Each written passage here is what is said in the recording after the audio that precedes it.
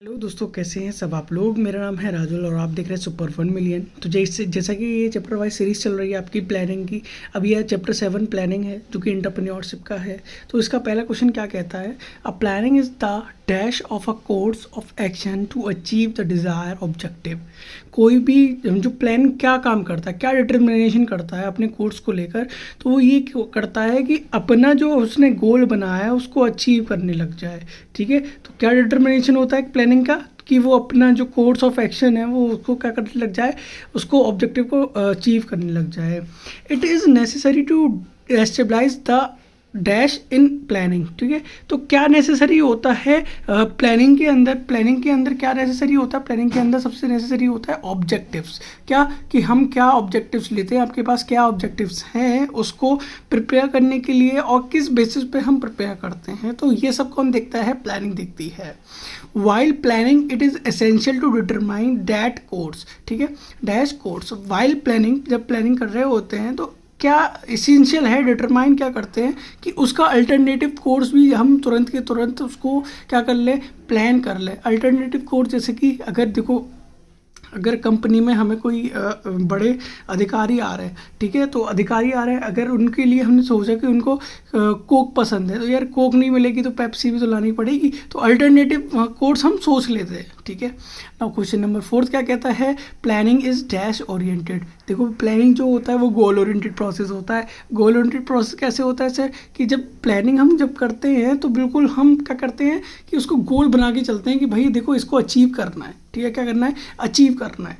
Now dash, question number 5 क्या कहता है आपसे, planning is a dash function. Planning क्या है, एक प्राइमरी फंक्शन है। बिना प्लानिंग के हम कुछ भी नहीं कर सकते, यानी कि कर सकते हैं लेकिन प्लानिंग होती है। तो ये क्या होता है, प्लानिंग क्या है, एक प्राइमरी फंक्शन है। सोचना क्या है, एक प्राइमरी फंक्शन है ना। हम बात करें planning is a dash process. देखो ये कंटिन्यूस प्रोसेस है। कहीं पे भी आपकी कंपनी खड़ी हो, आपको प्लान करना बहुत ज़रूरी होता है। ये कंटिन्यूस प्रोसेस है, इसको अच्छे से हम देख के जाइएगा। Objective provide sense of dash of planning. जो ऑब्जेक्टिव प्रोवाइड करता है, कौन करता है, प्लानिंग। तो वो क्या, उसको क्या देता है, ये डायरेक्शन देता है प्लानिंग को। कौन, ऑब्जेक्टिव। क्या कि हमारे पास कितना चीज़ है, कैसे कैसे हम इसको क्या बनाएंगे, प्लान बनाएंगे, कैसे हम लोग इसको जनरेट करेंगे, प्लानिंग को अपनी फुलफिल करेंगे। क्वेश्चन नंबर 8 क्या कहता है, MBO management by objective is used as dash and control device.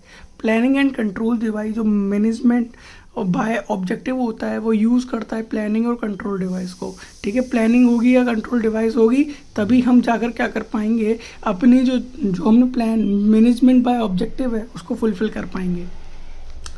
There should be a fundamental change in the organization dash for the success of MBO programme. ठीक है, तो हमें कल्चर के हिसाब से अपने ऑर्गेनाइजेशन को क्या करना पड़ेगा, सेटअप करेगा। तो याद रखिएगा कि MBO प्रोग्राम के हिसाब से, मतलब मैनेजमेंट बाय ऑब्जेक्टिव प्रोग्राम कैसे सक्सेस हो पाएगा कि जब ऑर्गेनाइजेशन उसी कल्चर में अपना काम करेगी। कल्चर इन द सेंस कि वो जिस, देखो केरल में लग रहा है तो केरल जैसी लैंग्वेज या फिर केरल जैसा जो कल्चर चलता है उधर वैसे ही आपको ऑर्गेनाइजेशन मिलेंगी। ठीक है, अच्छा यूपी में आ गए तो यूपी में जैसा भी ऑर्गेनाइजेशन है वैसा ही जैसा देश वैसा भेष वाला बात हो जाती है। क्वेश्चन नंबर 10 क्या कहता है, planning guides dash making.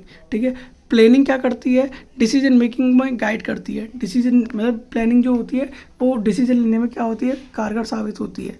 Planning fails due to lack of meaningful dash objective ना। तो उसके लिए क्या होता है, प्लानिंग कब फेल हो जाती है, जब मीनिंगफुल, विदाउट हमें कुछ पता ही नहीं होता है ना कि हमारा ऑब्जेक्टिव क्या है। तो ये जब क्या होता है, प्लानिंग फेल हो जाती है।